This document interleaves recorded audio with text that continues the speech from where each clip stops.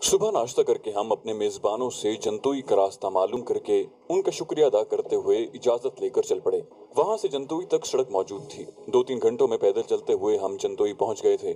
हमने अपना हुलिया और लिबास उसी इलाके के लोगों जैसा बनाया हुआ था, इसलिए किसी ने हम पर खास तवज्जो नहीं दी थी। इस इलाके के लिहाज से जंतोई एक बड़ी आबादी का गाँव था। एक मस्जिद के करीब से गुजरते हुए मुझे तबलीगी जमात डेरा डाले नजर आई। सरदार खान को आंख से इशारा करके मैं मस्जिद में ही घुस गया। सरदार ने मेरी तकलीद की थी। हमारे पास मौजूद सफरी थैलों से उन्हें ये अंदाजा लगाने में देर नहीं लगी थी कि हम मुसाफिर हैं। उनसे हाथ मिलाकर हमने अपना सामान एक दीवार के साथ रखा और वुजू करने लगे। हमारे वुजू करने तक उनके खाने का वक्त हो गया था। दस्तरखान बिछाकर उन्होंने हमें खुलूस से खाना खाने की दावत दी। हमारा तो मतमय नजर ही उस वक्त खाना खाना था, इसलिए हम बिला तकल्लुफ उनके साथ शामिल हो गए। खाने के बाद भी हम उनके साथ बैठे रहे। उनका अमीर एक बारिश शख्स था। अपना तारुफ वगैरह करवाने के बाद उसने गैर महसूस अंदाज में गुफ्तगू का रुख दावत इल्लल्लाह की तरफ मोड़ दिया। जोहर की अजान तक हम उसकी पुरमगज और रूह परवर गुफ्तगू से मुस्तफीद होते रहे। नमाज पढ़कर भी हम वहीं बैठे रहे। अपनी दावत के रोजमर्रा से फारिग होकर उन्होंने हमें चाय भी पिलाई।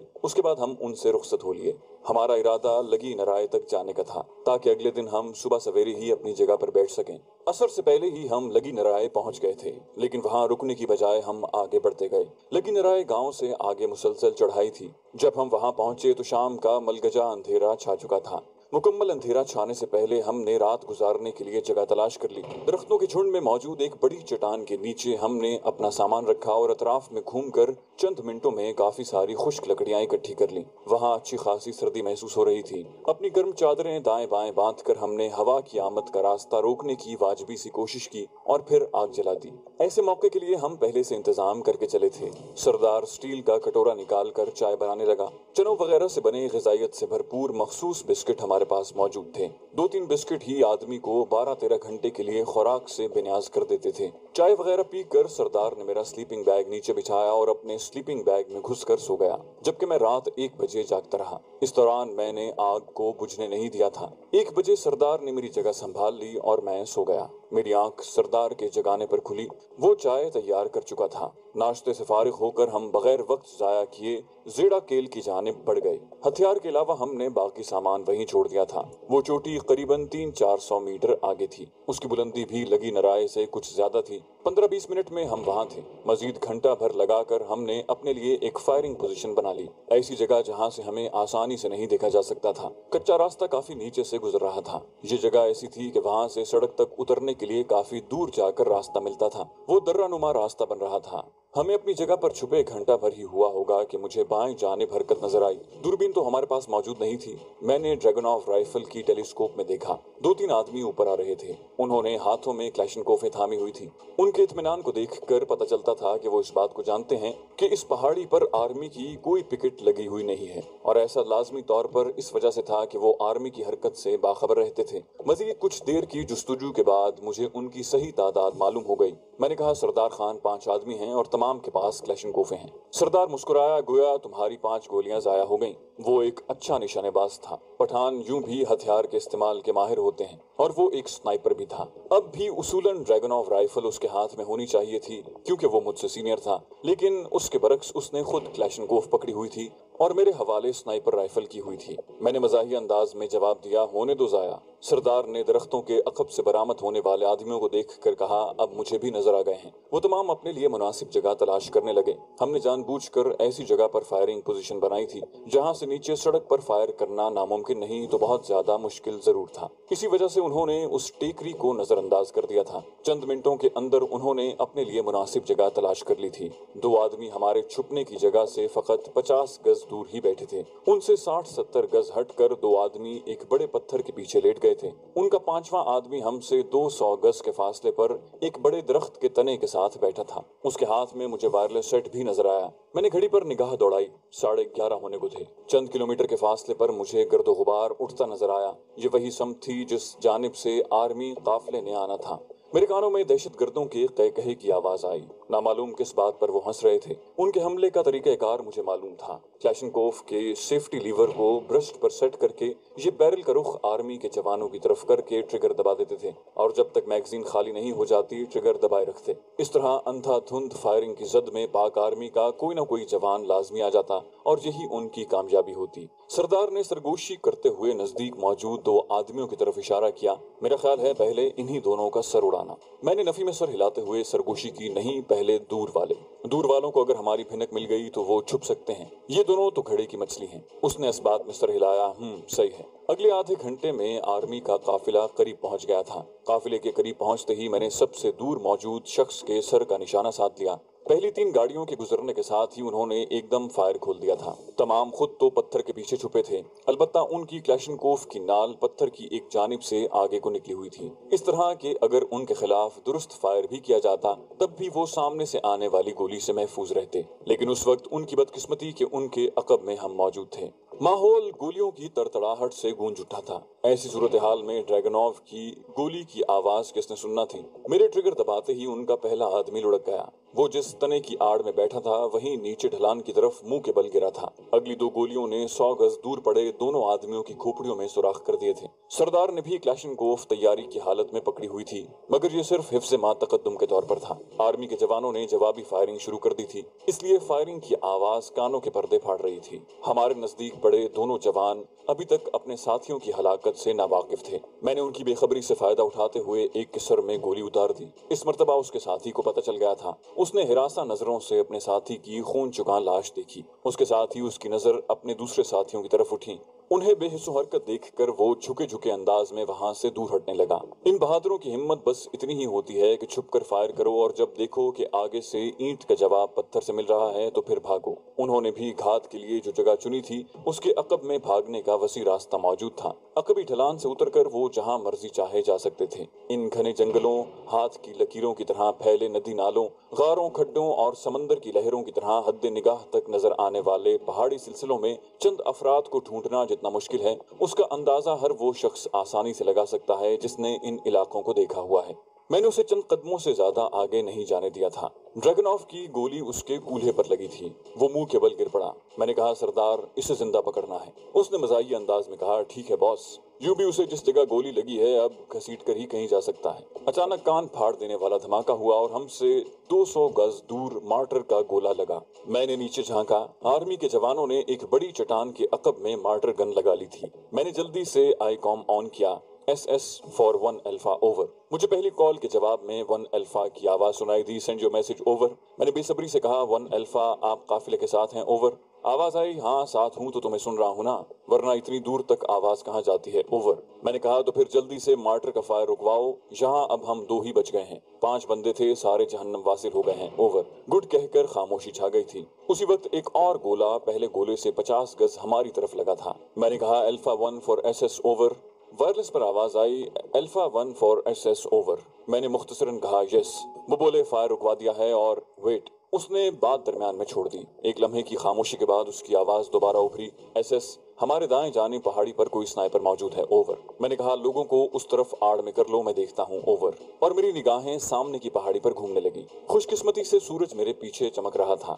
मेरी निगाहें ऐसी जगह को तलाशने लगी जहाँ एक ऐसा स्नाइपर जिसने नीचे गहराई में मौजूद हदफ को निशाना बनाना हो अपना ठिकाना बना सकता था। वायरलेस पर आवाज आई, SS, 2 आदमी जख्मी हो गए हैं। ओवर। अल्फा की आवाज में गहरा गम छुपा था। उसे जवाब देने की बजाय मेरी नजरें सामने पहाड़ी पर सरगर्दा थी और फिर शीशे की चमक ने मुझे अपनी जाने मुतवज्जे किया।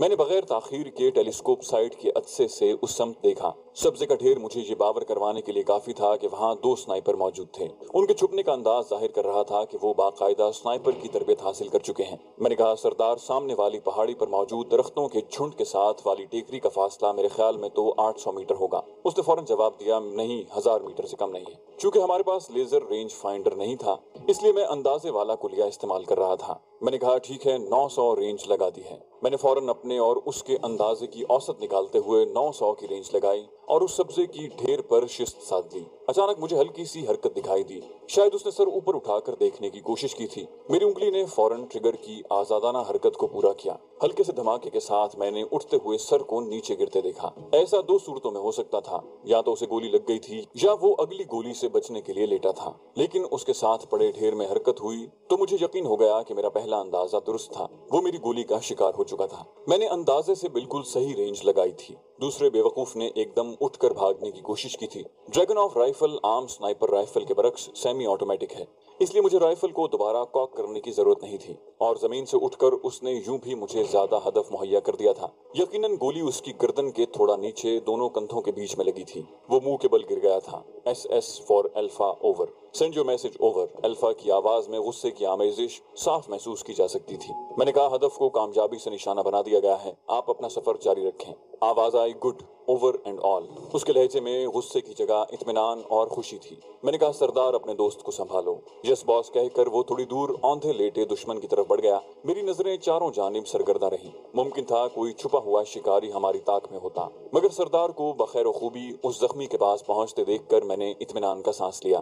میں نے سردار کو آواز دی اسے یہاں لے آؤ، اور وہ نیچے پڑے دشمن کا ہاتھ پکڑ کر اسے میری جانب گھسیٹنے لگا۔ سردار نے اسے ٹیکری کی جڑ میں پھینکا۔ میں نیچے اتر کر ان کے قریب پہنچ گیا۔ وہ بری طرح کراہ رہا تھا۔ میں نے پاؤں کی ٹھوکر اسے رسید کی۔ اس کے چہرے کے نقوش درد کی شدت سے بگڑ گئے تھے۔ اس کے ساتھ ہی اس کی آنکھوں میں خوف اور نفرت بھرے تاثرات کو محسوس کرنا مشکل نہیں تھا۔ میں نے اسے پوچھا تو تمہارا نام کیا ہے؟ وہ درد کی شدت سے کراہ رہا تھا۔ تم کس کے آدمی ہو؟ اس نے بمشکل اپنی کراہوں پر قابو پا کر بگڑے ہوئے لہجے میں دریافت کیا۔ میں نے اس کی زخمی طرف پاؤں رکھ کر زور سے دبایا۔ میں نے کچھ پوچھا ہے؟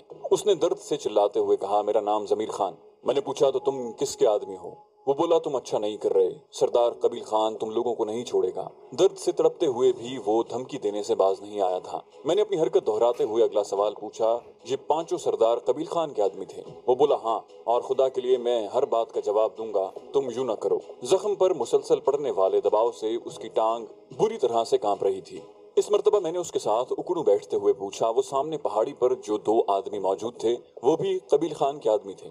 وہ بولا ان پانچوں کے علاوہ مجھے نہیں معلوم کہ سردار کا کوئی اور بندہ یہاں تھا۔ میں نے کہا سردار خان اس کے ہاتھ باندھ کر لاشوں کی تلاشی لو اور تمام ہتھیار اکٹھے کر لو، میں ذرا ان سنائپرز کا جائزہ لے کر آتا ہوں۔ سردار نے منہ بنایا، کیا ضرورت ہے ان کا جائزہ لینے کی؟ میں نے کہا وہ دونوں مجھے تربیت یافتہ سنائپر لگ رہے تھے، اس لیے ان کے بارے میں جاننا ضروری ہے۔ اپنے پاس 30 بور پستول کی موجودگی کا یقین کرتے ہوئے میں اس طرف بڑھ گیا جہاں سے نیچے اتر سکتا تھا۔ آرمی کا قافلہ وہاں سے نکل گیا تھا۔ سامنے والی پہاڑی کا ہوائی فاصلہ تو 800-900 میٹر تھا، لیکن درمیان میں ایک نالا پڑتا تھا، اس وجہ سے زمینی فاصلہ زیادہ بن رہا تھا۔ پھر اس مقام سے براہ راست نالے میں اترنا بھی مشکل تھا، اس کے لیے مجھے 300-400 میٹر دائیں جانا پڑا۔ وہاں سے نالے میں اتر کر میں تیز تیز چلتے ہوئے مطلوبہ پہاڑی کی جانب بڑھنے لگا۔ یوں بھی اس علاقے میں دوڑنا قریباً ناممکن ہی ہے، کیونکہ آکسیجن کی کمی کی وجہ سے سانس بہت زیادہ پھول جاتا ہے۔ اترائی میں جاتے ہوئے تو پھر بھی کچھ نہ کچھ دوڑا جا سکتا ہے، چڑھائی چڑھتے ہوئے تو ایسا سوچنا ہی بے وقوفی ہے۔ میں نالے میں آگے بڑھتا گیا۔ مناسب ڈھلوان آتے ہی میں اوپر چڑھنے لگا۔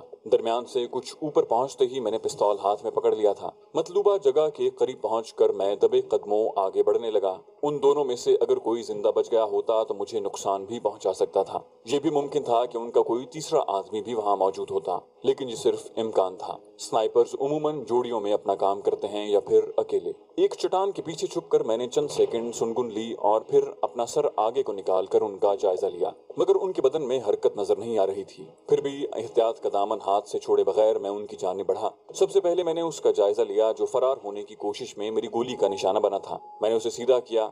شکل سے وہ کوئی مقامی ہی نظر آ رہا تھا۔ اس کی حرکت یہی ظاہر کر رہی تھی کہ وہ کوئی باقاعدہ سنائپر نہیں تھا، ورنہ یوں اٹھ کر نہ بھاگتا۔ البتہ اس کا چھپنا مجھے اچنبھے میں ڈالے ہوئے تھا۔ دوسرا سنائپر گہرے سبز رنگ کے لباس میں ہی تھا۔ اس کی رائفل بھی سبز رنگ کی پٹیوں اور چھوٹی چھوٹی ٹہنیوں سے ڈھکی ہوئی تھی۔ میں نے اس کی لاش کو سیدھا کیا اور میرے منہ سے گہرا سانس خارج ہوا۔ وہ کوئی یورپین تھا، خد و خال سے امریکی ہی لگ رہا تھا۔ اب اس کے چھپاؤ کا عقدہ مجھ پر کھل چکا تھا۔ میں نے اس کی رائفل سے ٹہنیاں ہٹائیں اور مجھے اپنے دل کی دھڑکن تیز ہوتی ہوئی محسوس ہوئی۔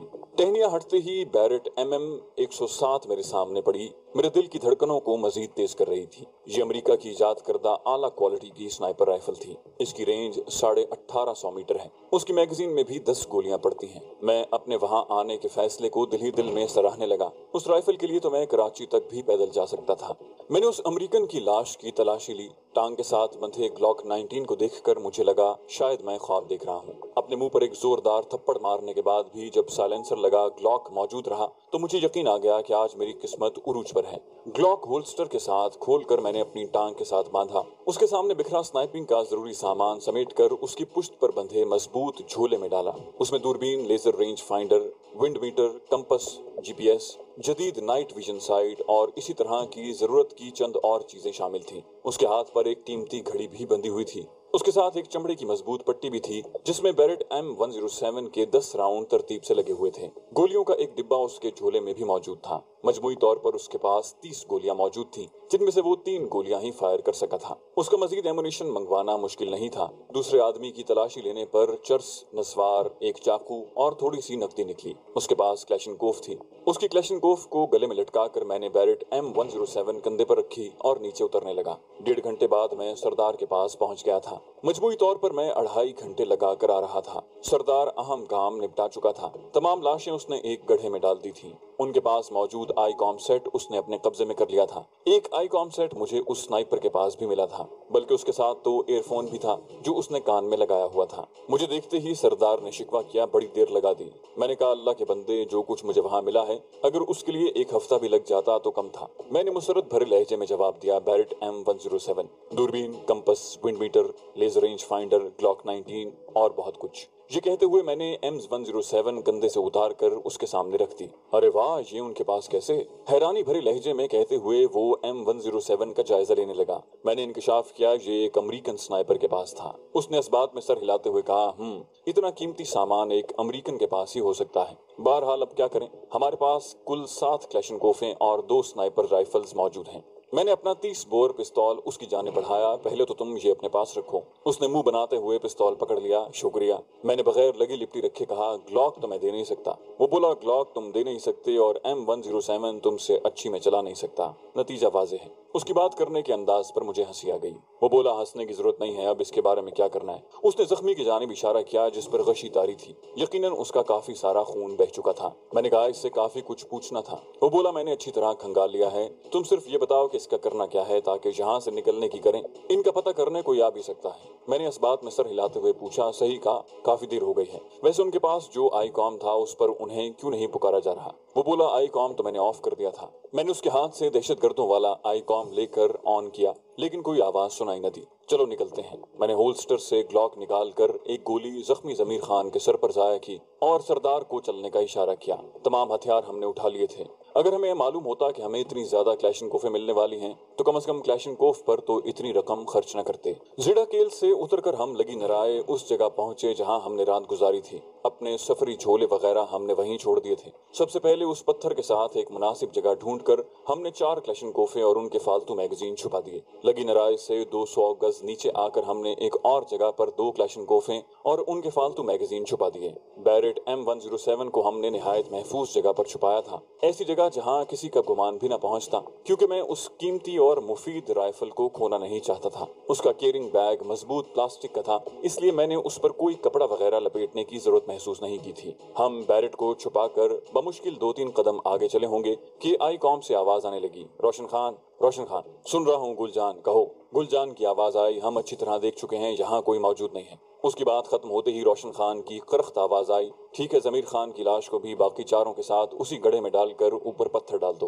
पहले आदमी ने मशवरा देने के अंदाज में कहा, रोशन खान, मेरा ख्याल है हमें लाशों को साथ लाना चाहिए। रोशन खान ने बेपरवाही से कहा, तुम 3 आदमी 5 लाशें ला सकते हो तो ले आओ। दूसरी आवाज आई, हम किस तरह 5 लाशें उठा सकते हैं? पहली आवाज आई, तो फिर वही करो जो मैंने कहा है, और ये तो तुम्हें मालूम है कि मैं जो भी कहता हूँ सरदार के हुक्म पर कहता हूँ। दूसरा बोला, ठीक है, हमारे लिए क्या हुक्म है? पहले ने कहा, लाशें दफना कर बरास्ता लगी नराय जंतोई पहुंचो। जंतोई में मौजूद अपने आदमियों को भी चौकन्ना कर दो कि नए आदमियों पर नजर रखें। यकीनन हमारे आदमी आर्मी ने नहीं मारे, वरना वो लाशों को साथ उठाकर ले जाते, और जिसने भी मारे हैं वो इसी इलाके में घूमता नजर आ जाएगा। गुल खान ने खौफजदा अंदाज में पूछा, कहीं मुजाहिदीन ने न मारे हों? पहला बोला, नहीं, उनके साथ हमारा मुआहिदा है, वो हमारे आदमियों को नहीं छेड़ते, ना हम उन्हें कुछ कहते हैं। गुल खान ने कहा, ठीक है, हम लाशें दफना कर लगी नराय जा रहे हैं। रोशन खान बोला, सीधा